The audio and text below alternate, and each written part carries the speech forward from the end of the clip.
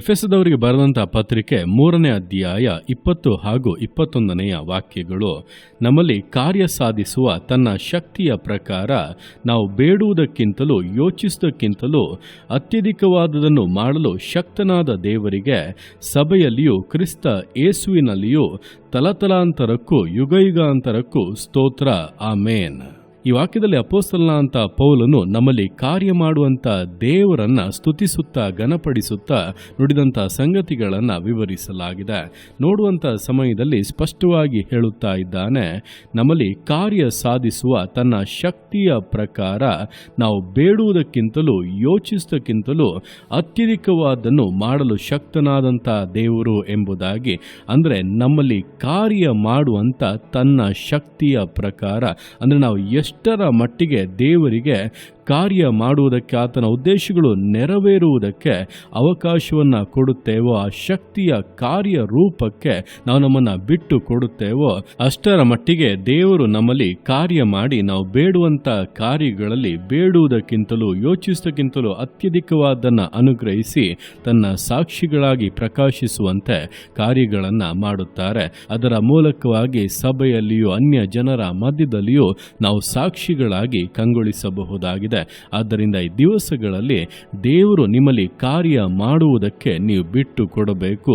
ಆತನ ಶಕ್ತಿ ನಿಮ್ಮನ್ನು ಆಳ್ವಿಕೆ ಮಾಡುವಂತೆ ಪವಿತ್ರಾತ್ಮನ ಬಲದಿಂದ ತುಂಬಿದವರಾಗಿ ಆತನಿಗೆ ವಿಧೇಯರಾಗಿ ಜೀವಿಸುವುದಕ್ಕೆ ನೀವು ಒಪ್ಪಿಸಿ ಕೊಡುವುದಾದರೆ ಖಂಡಿತವಾಗಿ ನೀವು ಬೇಡುತ್ತಿರುವಂಥ ಕಾರ್ಯಗಳೆಲ್ಲವೂ ಕೂಡ ನೀವು ಬೇಡುವುದಕ್ಕಿಂತ ಯೋಚಿಸೋದಕ್ಕಿಂತ ಹೆಚ್ಚಾಗಿ ನಿಮ್ಮ ಜೀವಿತದಲ್ಲಿ, ನಿಮ್ಮ ಕುಟುಂಬದಲ್ಲಿ, ನಿಮ್ಮ ಸೇವೆಯಲ್ಲಿ ಉಂಟಾಗುವುದನ್ನು ನೀವೇ ಕಾಣುತ್ತೀರ. ಅದರ ಮೂಲಕವಾಗಿ ದೇವರು ನಿಮ್ಮ ಮೇಲೆ ಎಷ್ಟು ಪ್ರೀತಿಯನ್ನು ಇಟ್ಟಿದ್ದಾರೆಂಬುದನ್ನು ನೀವೇ ಅರಿತುಕೊಂಡು ಅನುಭವಿಸಲಿದ್ದೀರಾ.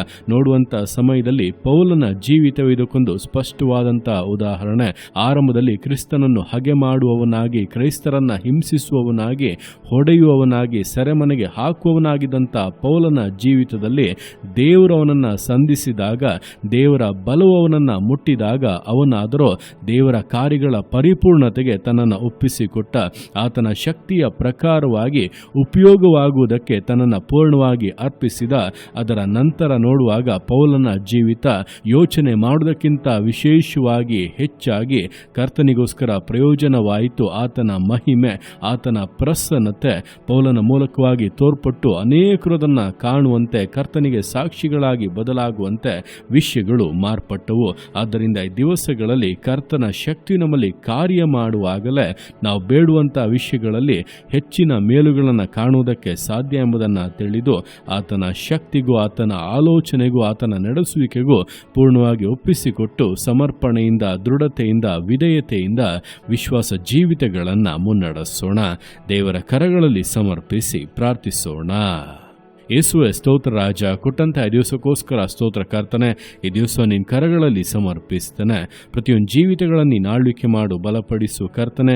ಹೌದಪ್ಪ, ನಿನ್ನ ವಾಕ್ಯದ ಮೂಲಕ ನೀನು ಸ್ಪಷ್ಟವಾಗಿ ತಿಳಿಸಿರುವಂತೆ ನಮ್ಮಲ್ಲಿ ಕಾರ್ಯ ಸಾಧಿಸುವಂಥ ನಿನ್ನ ಶಕ್ತಿಯ ಪ್ರಕಾರ ನಾವು ಬೇಡುವುದಕ್ಕಿಂತಲೂ ಯೋಚಿಸುವುದಕ್ಕಿಂತಲೂ ಅತ್ಯಧಿಕವಾದನ್ನು ಮಾಡುವುದಕ್ಕೆ ನೀನು ಶಕ್ತನಾದಂಥ ದೇವರು.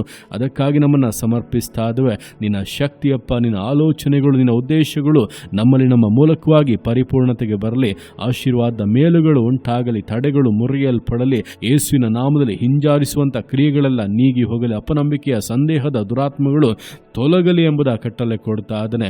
ಈಗಲೇ ಪರಿಪೂರ್ಣವಾಗಿ ಆಶೀರ್ವಾದಗಳನ್ನು, ಮೇಲುಗಳನ್ನು, ಸಂತೃಪ್ತಿಯನ್ನು ಅನುಗ್ರಹಿಸಿ ಘನಪಡಿಸಬೇಕೆಂದು ಅಪ್ಪ ಯೇಸುವಿನ ನಾಮದಲ್ಲಿ ಪ್ರಾರ್ಥಿಸ್ತಾ ಅದನ್ನು ಅನುಗ್ರಹಿಸಿ ಆಶೀರ್ವದಿಸು. ನೀನು ಹಾಗೆ ಮಾಡುವಂಥ ನಿನ್ನ ಪ್ರೀತಿಗೋಸ್ಕರ, ಕೃಪೆಗೋಸ್ಕರ ಅಪ್ಪ ನಿನಗೆ ಸ್ತೋತ್ರಗಳು. ಪ್ರತಿಯೊಂದು ಜೀವಿತಗಳನ್ನಪ್ಪ ನಿಮ್ಮ ಕರಗಳಲ್ಲಿ ಸಮರ್ಪಿಸ್ತಾ ಅದನ್ನು ಆಶೀರ್ವದಿಸು, ಮಾನಿಸು, ಘನಪಡಿಸು.